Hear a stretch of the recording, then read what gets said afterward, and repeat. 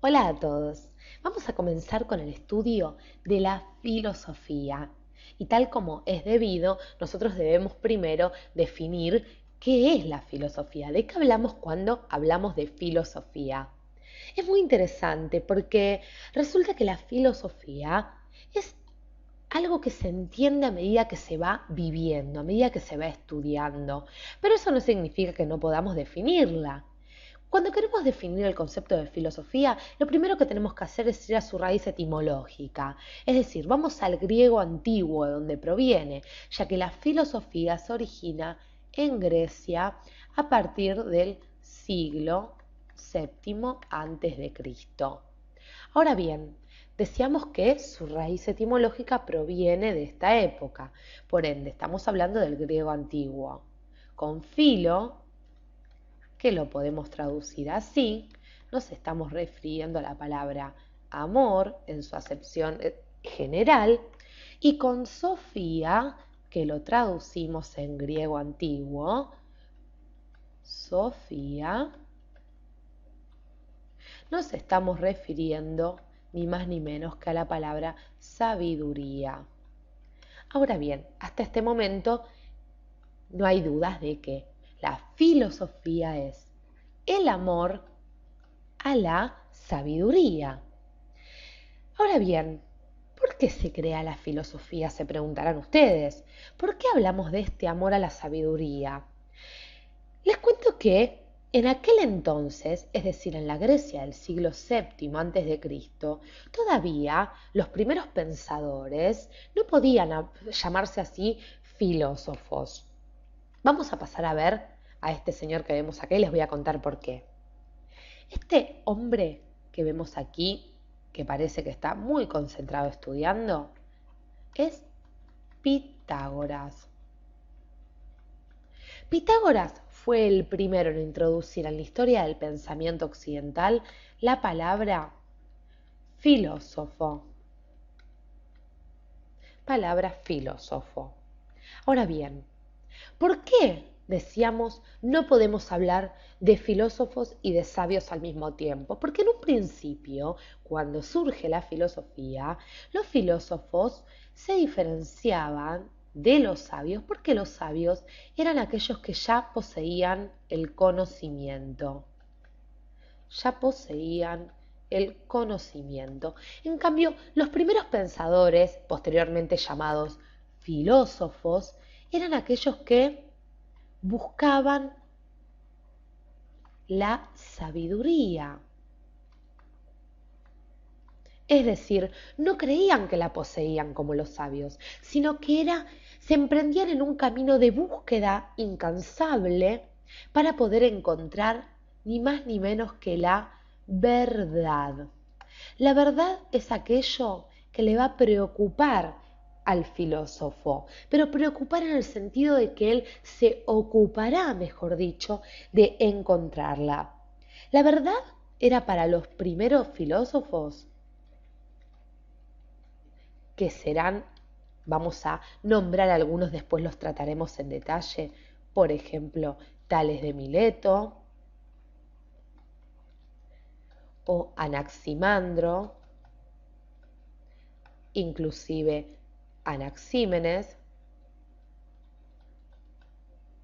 La verdad, como decíamos, será para Tales, Anaximandro, Anaxímenes y otros presocráticos. Cuando hablamos de presocráticos, que es muy común que lo nombremos,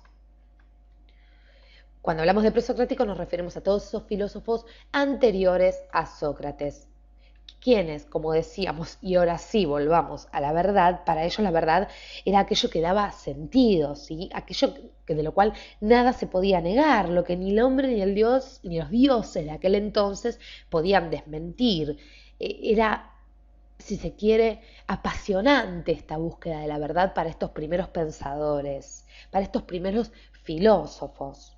Entonces es el filósofo, y ahora sí centrémonos en este concepto, era aquel que pretendía entender y explicar todo, Al filósofo todo le preocupaba, él se preguntaba y buscaba la sabiduría, amaba el saber, amaba buscar el conocimiento.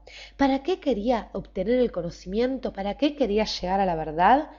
Para poder explicar, para poder clarificar. La verdad era aquello que daba sentido de alguna manera. Pero vamos a seguir con este estudio, con este, si se quiere, análisis de la palabra filosofía. Y ahora sí pasemos ya a nuestra siguiente imagen. Este señor que estamos viendo aquí es Karl Jaspers. ¿Y por qué estamos nombrando, por qué estamos mostrando a Karl Jasper? Porque él nos va a mostrar o nos va a explicar un poquito cómo entendemos el origen de la filosofía, cómo, si se quiere, es este movimiento intelectual propio del filósofo.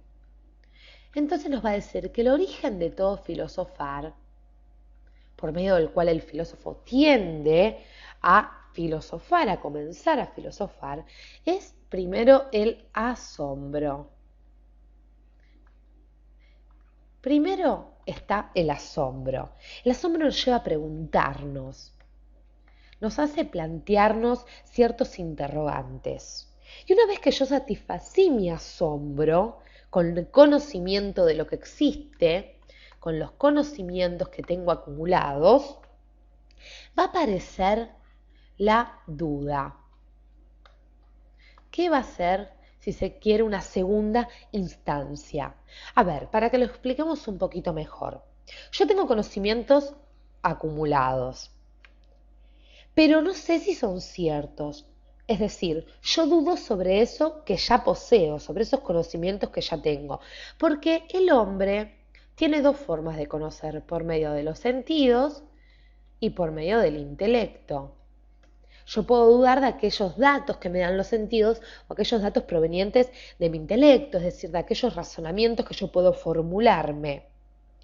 Filosofando, dice Jaspers, nosotros nos apoderamos de la duda, nos preguntamos ¿dónde está la verdad?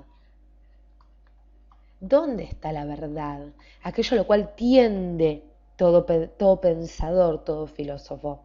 La duda, para que nosotros lo podamos entender, es como un examen crítico que le tomamos a nuestros conocimientos. Y he aquí, señores, la cuestión de cómo nosotros filosofamos. Llegamos a lo que Jaspers denominó situación límite. Y permítame que les explique un poquito por qué hablamos de situación límite. Porque las situaciones límite son situaciones, circunstancias de las cuales vemos que no podemos salir, que no podemos evitar. No se pueden evitar. El filósofo, veamos nuevamente este cuadro. El filósofo parte del asombro. El filósofo luego se pregunta, conoce y duda. Adquiere una postura crítica y es si se quiere, en ese camino hacia la verdad, en donde se encuentra con esta situación límite que nosotros estamos marcando aquí, que no es ni más ni menos que lo que le provoca cierta, si se quiere, angustia. Es decir, una especie de conmoción interior que lo lleva a formularse nuevos interrogantes. Es como un proceso dinámico que no hace más que, a partir de todo un camino que recorre el pensador, inclusive nosotros como hombres, nos lleva de nuevo a plantearnos interrogantes, interrogantes, interrogantes. Nos lleva a interrogar la realidad, a someternos a la realidad. Inclusive es la realidad también la que nos interpela. La filosofía interpela la realidad, le hace preguntas, plantea problemas.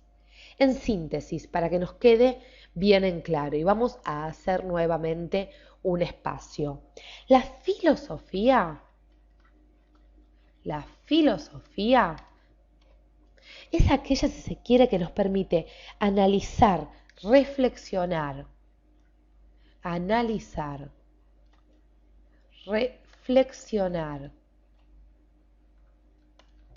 comprender,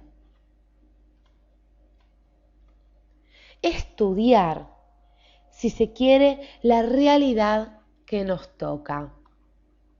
La realidad, el mundo, pero no solo. Cuando nosotros hablamos de filosofía debemos entender que nos ocupamos de la realidad que nos rodea, si se quiere, sino que la filosofía es la ciencia de todas las cosas. La ciencia de todas las cosas. A la filosofía le preocupará y se ocupará tanto de lo material como lo inmaterial. Es decir, todo aquello que habite en el cielo y en la tierra. Le preocupan los hombres, le preocupa la ética, le preocupa el mundo, el cosmos, la naturaleza.